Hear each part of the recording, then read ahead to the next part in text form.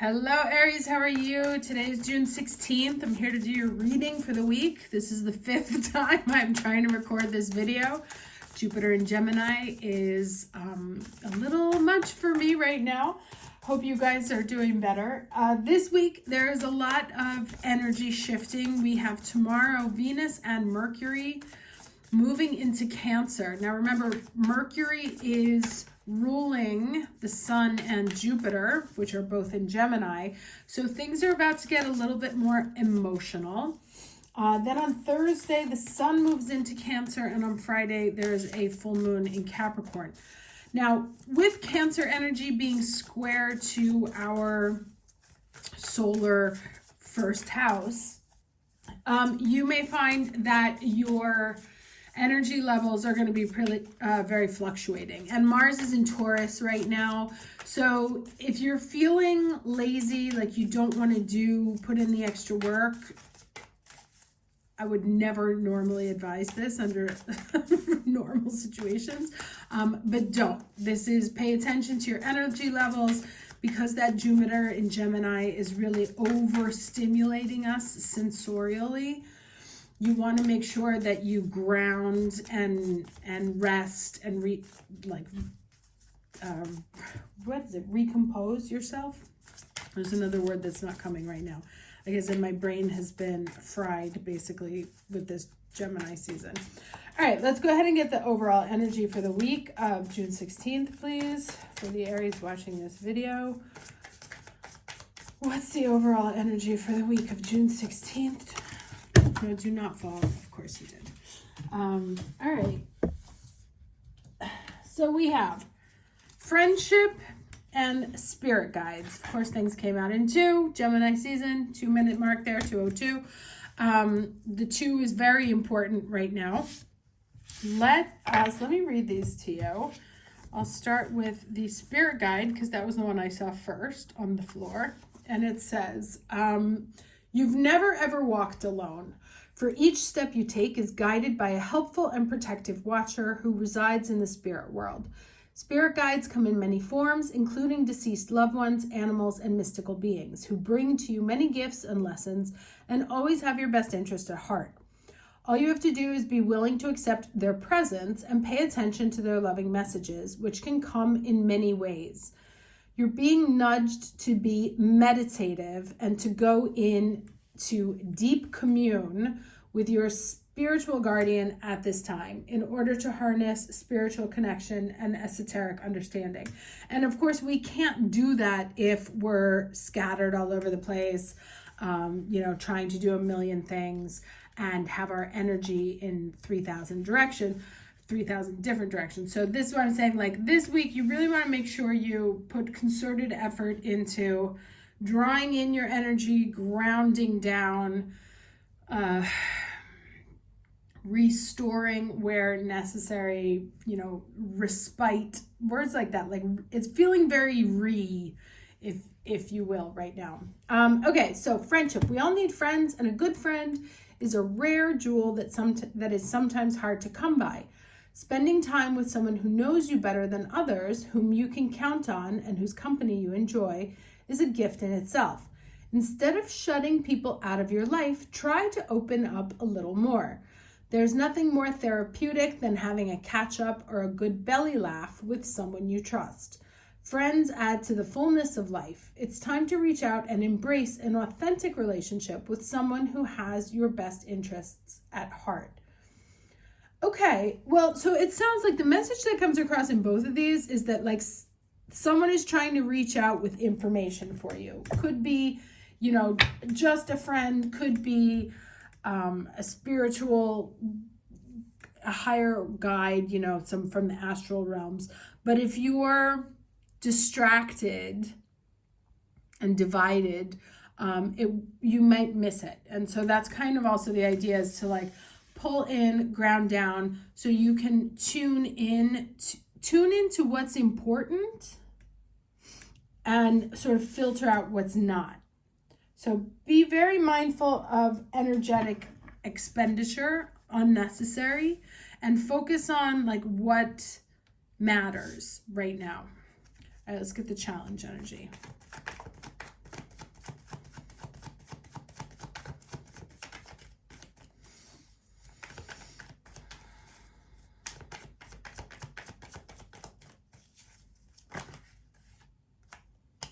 Okay, it's interesting because I was kind of staring at this 8 here on the spirit guide thing. And then we have this 8 of swords here, right? All up in your head. Very worried about thinking about how something is going to turn out. Could have like just too many things grabbing at your mental energy right now. And so that's why I think you really like pull away the unnecessary, focus on what matters, focusing on connecting with, like what's truly in your heart and people who know what's truly good for you, as opposed to just everybody who has an opinion, Like, it's so funny. I have people that I consider to be very, very good friends that I've known for many, many years. And yet when they talk about like what I should do or they describe me, I'm always surprised that they have absolutely no idea like who I am and how I think, right? So those are the last people that I would go to. Interesting. What is going on here? All right, so we have the guilt lesson. This is also good. Guilt twice. What's up with that? What do you feel guilty about? What did you do? So I did a series a couple of years ago talking about guilt and how it was almost like a pointless, it's self-flagellation to no useful end, right? Because I said, if you can make amends, make the amends, right? So it's like, oh, I did this horrible thing to this person. I never told them, I never apologized, I didn't try to fix it, blah, blah, blah. Well, that's shitty, right? And that's gonna like eat at you from the inside. But if you go in and you're like, I did this thing, I confronted the person, I apologized, I accepted responsibility for it, I took ownership for my actions, and I'm taking these steps to not do it again, then holding on to something in the past does not help. It seems like you're like in a position of service out of feeling guilty. This is so weird. I did not expect these cards to go in this. Oh, it's Cancer season. Yeah, what did I say? I'm feeling all emotional. Also, do not let... Okay, so Mars in Taurus right now. All those planets about to be in Cancer.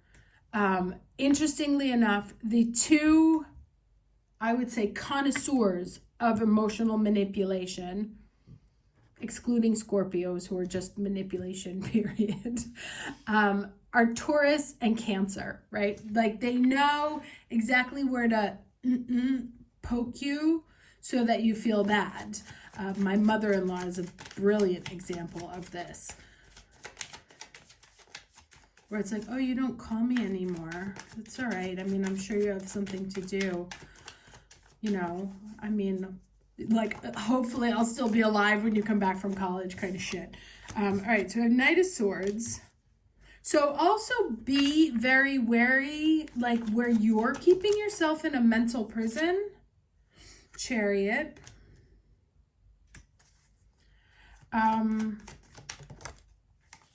Hierophant. This is the weirdest collection of cards I've ever seen.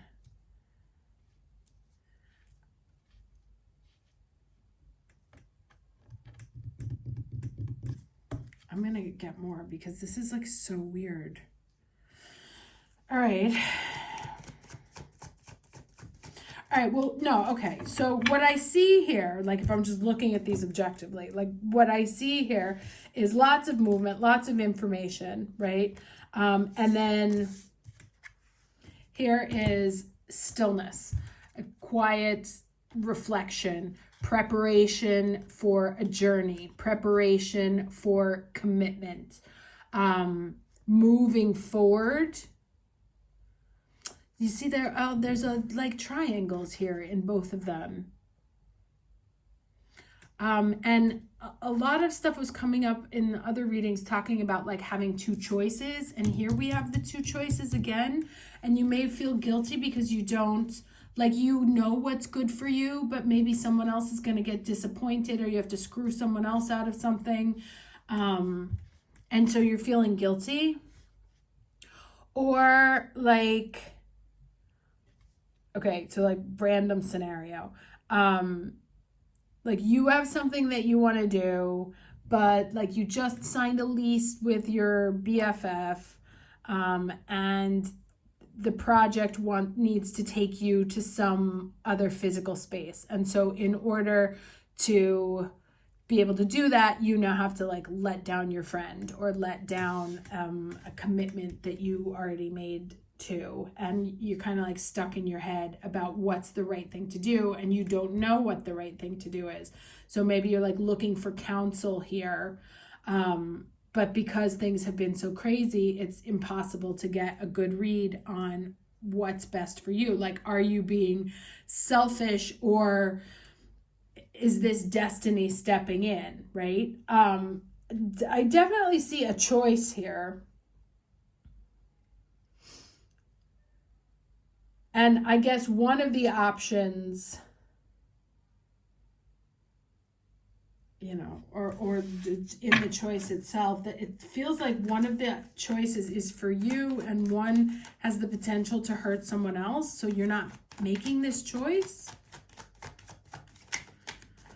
All right, can you clarify a little bit better the Chariot and the High? No, you know what? Clarify these guilt cards. What are these guilt cards about? Tell me why these two guilt cards are on the table.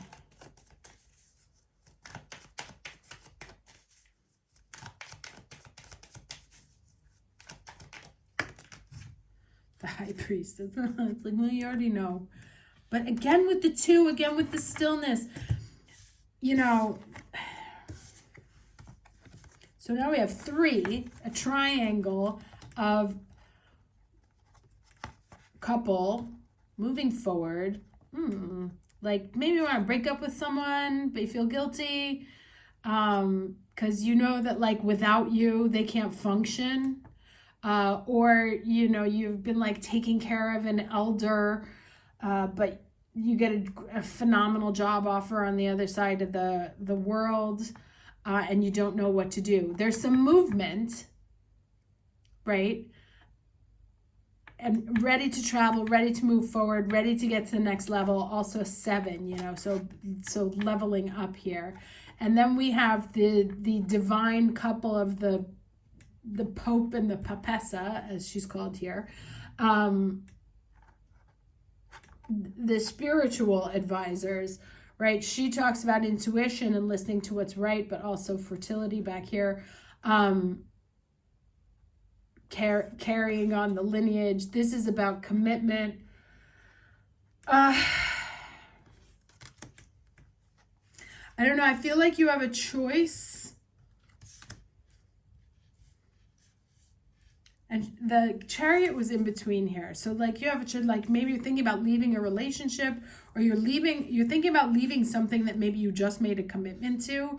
And you don't know what the right thing to do is, right? Like, part of you thinks that the right thing to do is to stay. The other part of you wants to leave here. And from here, I need this feels a little specific, more so than the usual general readings. So hopefully you can find something in it. I swear to God, I'm like so tired of these fucking cards falling on the floor. There's too many to read them all, so I'm going to start over.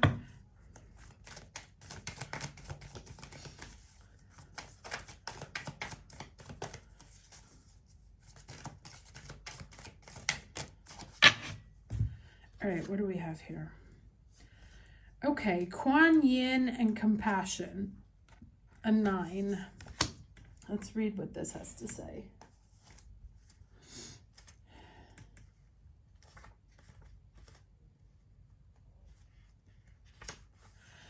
All right. Compassion is what's all right. Compassion for yourself is what's needed right now to help you release perfectionism and defensiveness. That's what the guilt is that something is going to require you to not be the perfect little girl, the perfect little student, the perfect wife, the perfect whatever, the perfect Christian, you know. There's something that would almost like kind of make you like the bad guy, right? The purpose of compassion is to help reduce suffering in the world. So be mindful not to judge yourself or others too harshly as you stumble through life's obstacle course. In fact, tuning into the energy of compassion and kindness almost instantly eradicates the stirred up energy of controlling thoughts and knee-jerk behaviors. The Chinese goddess of compassion, Kuan Yin, gently nudges you to ask yourself this question: what would kindness do in this situation? Hold on, I'm going to debate that a second. So if you approach everything with that in mind, you will discover solutions and new paths unfolding before you. In fact, living with compassion as your guide really changes everything, right down to the products you buy and the food you eat. Make kindness a priority. The world will be a better place. And you will feel amazing as you see the miracles light up where you least expect them. Now, yes, of course, kindness is the message, but I also don't believe in sort of the subjugation of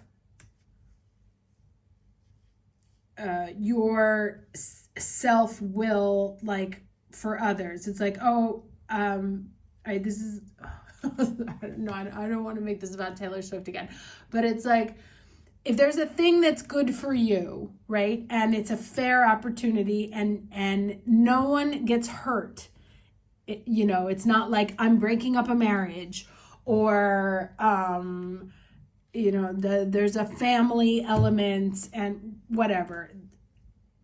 It's clean, like it's a clean situation, but it would mean that you would have to leave someone who depends on you emotionally, potentially even financially. But they, it's always kind of been like you and them, but you have an opportunity to pursue something that you want, right? I don't necessarily believe that giving up the thing is the right thing is the kind thing to do. So yeah, this looks like, I gotta say, I don't even have an answer. There is no answer here on the table. It seems like there is a very difficult choice, or like a choice that needs to be made, that what you want to do, but you think it's gonna make you look like the bad person. And so you're stressing about it or trying to find a way to like reconstruct it. I was having a really interesting conversation last week in Prague, where we were talking about kids leaving for school, right? Because the person I was talking to, his daughter left 5 years ago, and he was saying that they didn't like emotionally prepare for it, and they kind of ignored it, even though they knew it was happening. And of course, like, there's different ways you can approach a child leaving for school. You can lather on the guilt, like, how dare you move somewhere else and leave me here alone? Or you can say, yeah, it's going to be sad, it's going to be tough, but I'm so happy that you're out going to explore your life. Right now, you could be the person, like the one leaving, right? I have to leave this person. They have been supporting me for a very long time. Emotionally, they've been my rock, and I feel guilty leaving them, but I have to take this step, right? And so he was saying that in order to make it less painful for everyone, that they started subconsciously creating friction in the relationship, intentionally fighting, like not intentionally, not consciously intentionally, but subconsciously, Like, I'm sad about this. I feel guilty about this. I don't want her to leave. I don't, each person sort of wrestling with their own bag of emotions. But to make it an easier separation, they started fighting all the time, so that then it was like, all right, fine, fuck you, go. Like, it'll be better without you here. So that then she didn't feel as guilty. And he was like, thank God. Like, she was, and so be very careful about creating situations like that where you subconsciously manipulate, sorry for the word, Mars and Taurus, Cancer, Sun, emotionally manipulate. There's the potential here for emotional manipulation on somebody's side, right? Whether it's you being emotionally manipulated or you doing the emotional manipulation. Unintentionally, of course. But be careful of those situations, because those will destroy the relationship, right? Like, you're worried about losing the thing. You're worried about separating from the thing. You don't want to lose the thing. But if you don't deal with it honestly, straightforward, and from the heart, then you create the conditions for a self-fulfilling prophecy, right? And the guilt about it, the subconscious actions that will come through the guilt can put, the thing you're trying to protect and save the most at the greatest risk, right? So you want to, compassion for yourself, but also for the other people. Come to the conversation, if there is this conversation, whatever this choice is, whatever the difficulty is, whatever the shift in evolution is, right? Maybe just like outgrowing someone. There is a level up here that you feel like you are leaving somebody behind. And it's creating a sense of internal discord for you, which will manifest itself in external discord to make that separation even easier for you, and potentially causing the decline of exactly what you were trying to save in the first place. So do be mindful of that. Ground down into your own feelings, what is best for you, and then open, honest, heartfelt conversation with respect for any of the other parties involved. It's a choice I have to make for me. I am sorry that if that has a negative, if you believe that to have a negative repercussion on you, I don't believe so. I think life will be amazing for you also. It's not your responsibility to manage other people's lives, it's theirs. So just keep that in mind, okay? Got intense there at the end. Hope this was helpful. Wishing you a nice week. See you next Saturday. Take care.